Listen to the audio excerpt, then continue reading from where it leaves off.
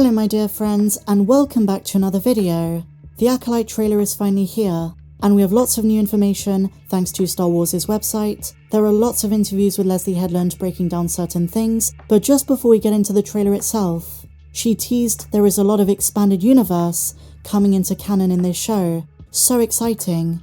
On top of this, we have some live action firsts, for example a Zygerian Jedi. Not just this, but Master Soul's new apprentice Jeki is confirmed to be half human, half Thelan, same species as Ristal Sant, and Gooty from Star Wars Rebels. I'm so happy this species is in the spotlight, in such a major role. It was also amazing to see Vernestra Rowe, even if it was just brief, from the High Republic books. Leslye also said, if you think you know what the Acolyte is about, you don't. The relationships and interplay between the various characters, like Master Soul and May the Assassin, it's not what you think. I'm going to talk about this a bit more in depth, so let's get into our breakdown. And just before I begin, if you've not done so already guys, please be sure to hit that big red subscribe button down below, and also be sure to hit the bell to be alerted every time that I post a new video. But no more jibber jabber, let's begin. We're finally introduced to some of our main characters, including Jedi Master Soul, played by Lee Jung-jae, and his former Jedi Padawan turned dark side assassin, May, played by Amanda Stenberg. Now right off the bat, a lot of references and Easter eggs from previous Star Wars properties. At the Jedi Temple on Coruscant, which looks a lot like the layouts they used for the Kenobi show, Master Soul tells the group of younglings not to trust their eyes, because their eyes can deceive them. We've heard this line before, being spoken by old Ben in A New Hope. Master Soul tells the group to close their eyes, and asks them what they can see, or more precisely what comes into their minds. And this entire sequence, including their responses, is directly lifted from Rey's lesson on Ahch-To in The Last Jedi, when she feels the balance of the island and the darkness below. One of the younglings, the first one, says they feel life, the second one says balance, and the third, who is playing a younger version of Amanda's character, states that she sees fire, preemptively showing us that signs that she was going to turn to the dark side were always there. The show seems to be jumping back and forth from the present to the past. We see it in the trailer a couple of times. We see two versions of Master Soul, one that takes place when he was a younger Jedi Master, and the other one in the present day. The series is centering on May's life, her struggle for inner peace, and as the showrunner Leslye Headland said, the seductive nature of the dark side that lured her in. And one of her new dark side allies, who similar to Palpatine is playing both sides, is Manny Jacinto's character, who we do see sneaking around. This guy, in his public-facing life, is a smuggler. His name is Quimir. The trailer then shows us a small town very akin to the ones we've seen in shows like Mando and Obi-Wan Kenobi with a samurai influence. And this is the scene that starts the whole investigation subplot.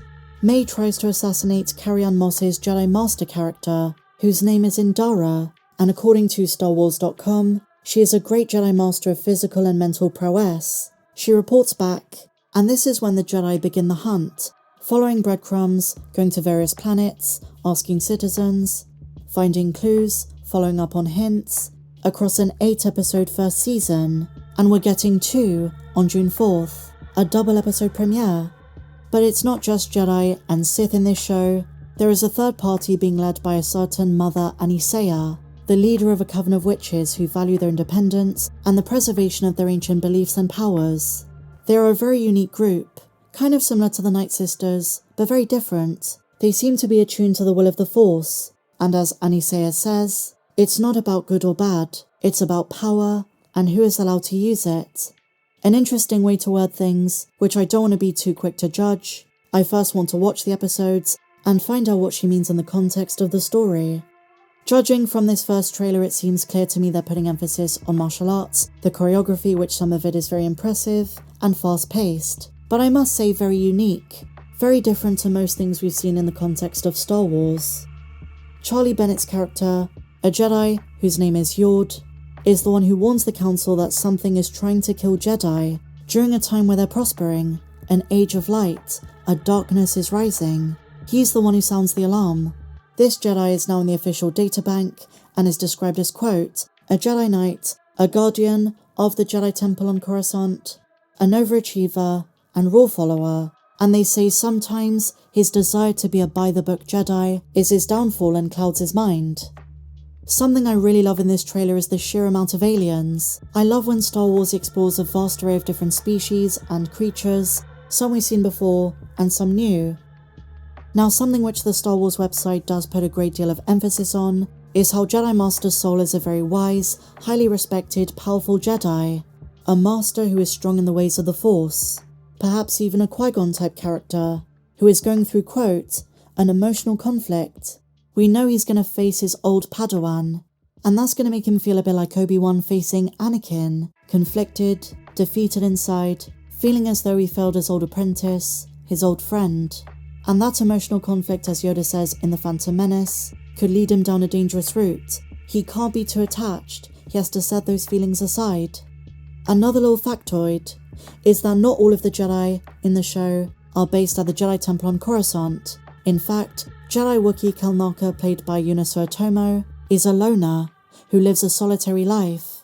Yes, he's a Jedi, but according to the databank, one who lives like a monk, one who is meditative and thoughtful and tries his best to listen to the Force in the purest form.